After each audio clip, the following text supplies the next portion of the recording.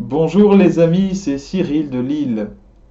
Si le salut est individuel et qu'il me suffit de demander pardon à Dieu, quels que soient mes actes sur terre, pour être sauvé, eh bien, je n'ai plus à me soucier de m'attacher au bien ici, je peux pécher et puis demander pardon à Dieu. Non? C'est un raisonnement qui peut venir s'immiscer dans notre esprit.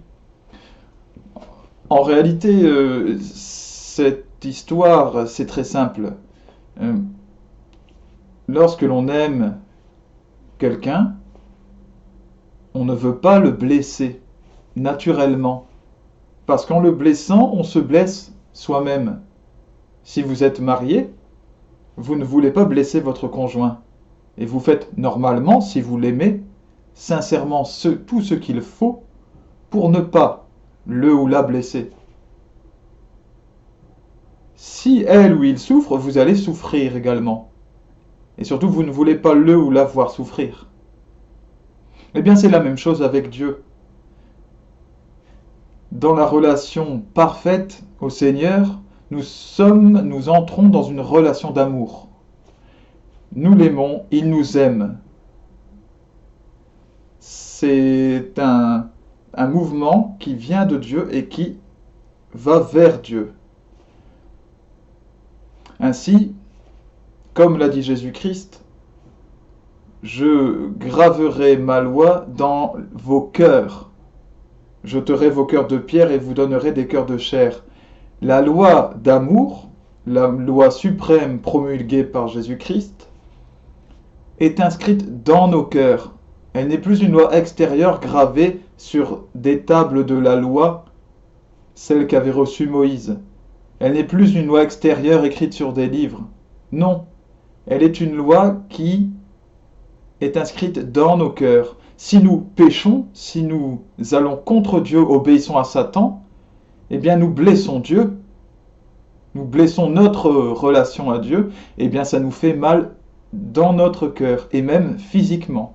Nous sentons une blessure dans le cœur et à tous les niveaux, émotionnellement, spirituellement, nous nous sentons mal. Mais, comme l'a dit saint Paul, je ne fais pas tout le bien que je voudrais faire et je fais tout le mal que je ne voudrais pas faire. Chacun de nous pêche quand même. Le mari, il ne veut pas blesser sa femme, mais il blessera quand même un moment sa femme. La femme ne veut pas blesser le mari, mais elle le blessera quand même, sans le vouloir. C'est comme ça, c'est notre condition humaine. Et nous devons simplement nous y habituer sans nous étonner à chaque fois que nous retrouvions à pécher. Oh, mais vraiment, mais c'est pas possible. Oh là là là là. Mais que non, non. Nous devons mettre en œuvre toutes nos forces pour ne pas le faire. Mais même comme cela, nous péchons. C'est comme cela depuis toujours. Le peuple juif, le peuple élu, lui-même péchait alors qu'il avait été choisi. Et tous ont péché si ce n'est Jésus-Christ et sa mère. Lorsque nous péchons, même si c'est malgré nous, malgré toute notre bonne volonté, eh bien, nous brouillons le lien avec Dieu quand même. Et pour retrouver un lien pur, pour nous dégager de ces péchés, eh bien, il existe la confession. La confession, c'est le fait d'aller voir un prêtre en qui s'incarne Jésus-Christ, pour demander pardon à Dieu. Pourquoi ne pas lui demander directement pardon sans passer par un prêtre? Eh bien parce que le prêtre a été institué pour cela, par l'Église qui était elle-même instituée par Jésus-Christ.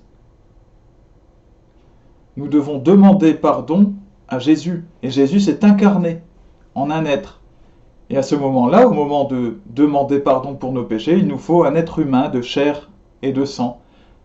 Jésus vient dans le prêtre au moment où nous confessons, nous reconnaissons nos fautes. Également, le prêtre est celui qui a été ordonné par Jésus-Christ pour pouvoir nous remettre nos péchés, c'est-à-dire pour pouvoir nous les pardonner. Dieu pardonne par les mains du prêtre. Personne d'autre ne peut le faire. Ainsi, lorsque nous recevons ce pardon, nous sommes déliés de nos péchés, de ce qui nous enserrait, ce qui nous faisait mal au cœur. Et nous le ressentons également physiquement. Et voilà, c'est notre condition, mes chers amis. Nous ne voulons pas pécher, mais nous péchons. C'est comme cela, et puis la confession, heureusement, qui se termine par le sacrement de réconciliation avec Dieu, vient nous sauver régulièrement.